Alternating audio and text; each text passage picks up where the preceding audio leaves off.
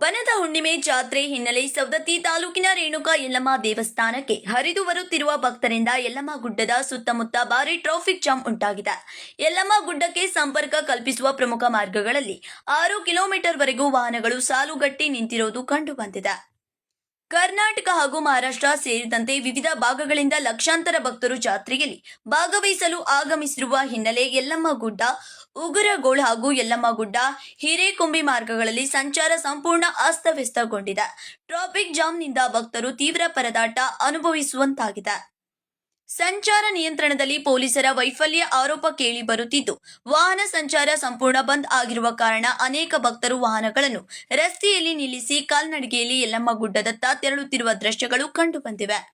Traffic ಸಮಸ್ಯೆ ಶೀಘ್ರ ನಿವಾರಣೆಯಾಗದಿದ್ದರೆ ಮುಂದಿನ ಗಂಟೆಗಳಲ್ಲಿ ಪರಿಸ್ಥಿತಿ ಇನ್ನಷ್ಟು ಗಂಭೀರವಾಗುವ ಸಾಧ್ಯತೆ ಇದೆ.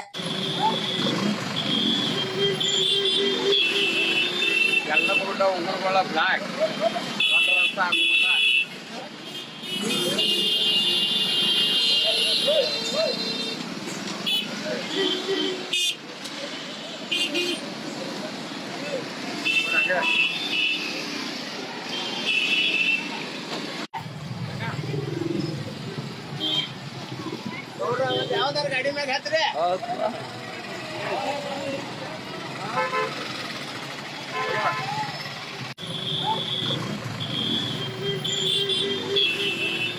ಎಲ್ಲ ಗುಡ್ಡ ಉಗುರುಗಳ ಬ್ಲಾಕ್ ದೊಡ್ಡ ರಸ್ತೆ ಆಗುಮಟ